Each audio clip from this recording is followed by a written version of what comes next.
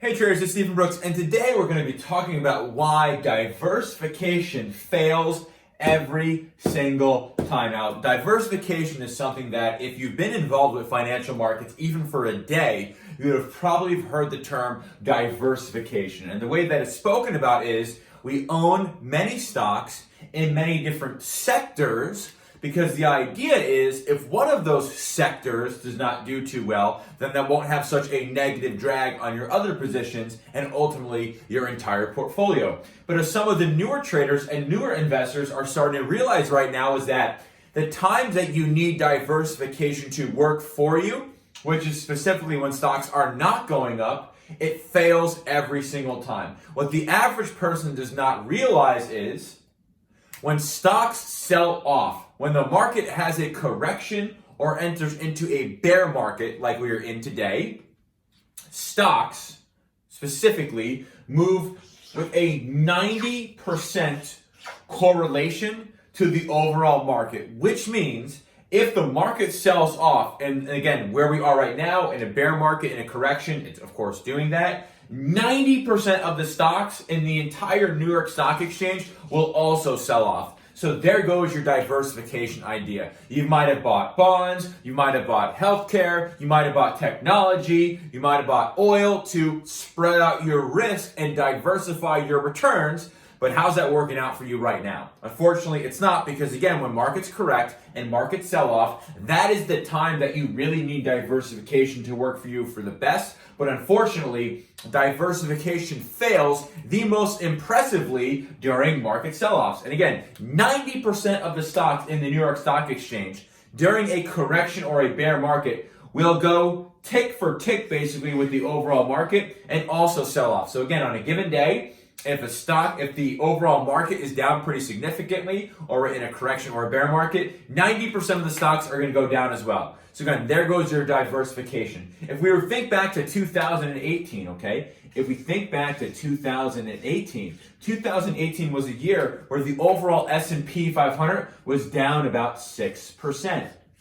Do you know that there was only one asset class in 2018 that was higher? Okay, that was the US dollar.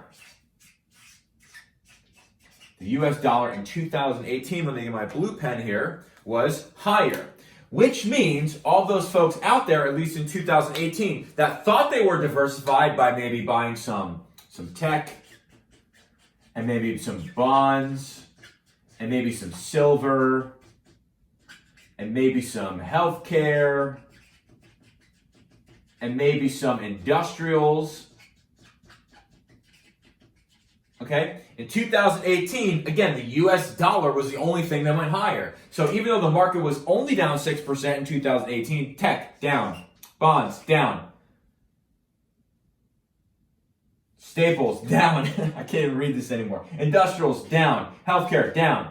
You pick it, you name it, it was down. So again, of course, for some reason, folks don't learn from those mistakes. And unfortunately, people are starting to realize for the first time that diversification fails. If we take a look at some of the hedge funds and what has gone in the hedge fund space recently, it's actually quite scary. There are a few types of trades that every single hedge fund almost exclusively piled into. One of those is called the basis trade. Now, we're not going to get into too much information on what this basis trade is, because maybe only one of you watching this video actually has enough capital to go ahead and do this trade, but this is a really good explanation of why diversification, the way we think about it, is so horrific. The idea of the basis trade was there was an arbitrage situation between the Treasury futures price and the actual Treasury bonds themselves. And for that, hedge funds were basically going all in on a trade that was more or less an arbitrage situation. And unfortunately, after a few years, the trade stopped working, and then those hedge funds had to be bailed out by the Federal Reserve.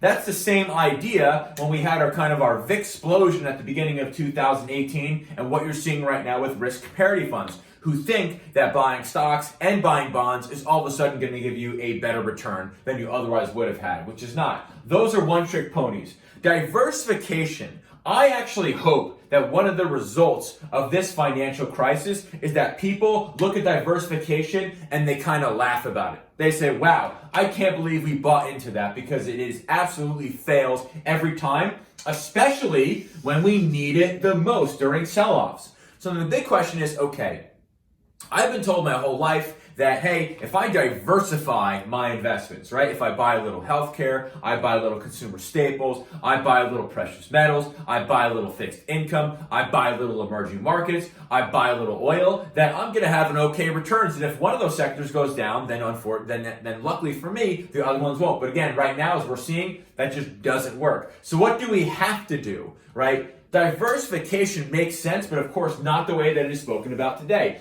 The way that diversification is spoken about today is a very good sales and marketing pitch. If you are a money manager or a hedge fund or an endowment fund, doing your little pitch on diversification would probably get you to have a bunch of money thrown your way by other people, right? So you can manage their money for them. It's a good sales pitch, but unfortunately, as we're all starting to realize right now, if you haven't already, that it really, really fails. So the big question is, okay, what can we do to spread out our risk amongst many different types of positions? Because that idea makes a lot of sense. So rather than just buying stocks in many different sectors, what you should do is you should consider multiple different outcomes. So as an example, there are trades that benefit from when stocks go higher. There are also trades that benefit from when stocks go lower. There are also trades that benefit from an increase of implied volatility. There are also trades that benefit from a decrease of implied volatility. There are also trades that benefit from little to no stock movement. If I have a portfolio that is comprised of that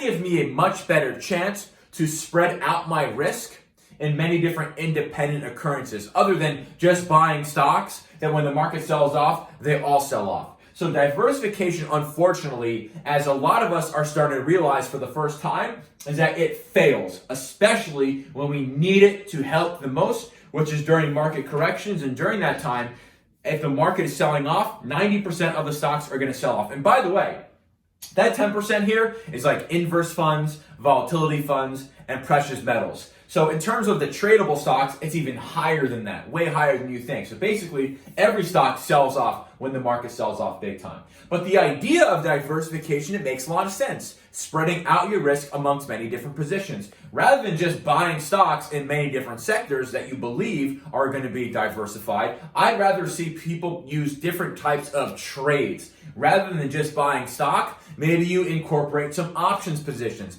That will help you spread out your risk much more than just buying stocks and hoping and praying that somehow in a financial crisis or a correction or a bear market, that somehow if tech, bonds, and staples go down, that somehow healthcare or industrials won't. That's a hope and praying, which to me is not a very good idea, and it is not a strategy. I'd rather say, okay, let me put on a position that is long volatility, and then one that's short volatility. Okay, long volatility, short volatility, that's long stocks or bearish against stocks. This idea is going to give you much more diversified returns because you are actually spreading out your risk amongst many different independent occurrences. Now, so for the folks that are out there, they're scratching their head as, hey, I thought I was diversified, but my entire portfolio is down 30, 35% or whatever it is right now. Well, you actually weren't diversified at all. You weren't diversified at all because in the times that you need diversification to work, it fails dramatically. Rather than that, I would like to see other folks, instead of being one-trick ponies and only buying stocks, maybe to incorporate some sort of maybe options types of trades that can benefit if prices go up, if prices go down, that could benefit from an increase of implied volatility, a decrease of implied volatility, etc., etc., etc. That will give you a much more of a diversified approach to trading or investing, rather than just hoping and praying that somehow when the whole market sells off, that one individual sector is not. So for the folks out there who are sitting at home,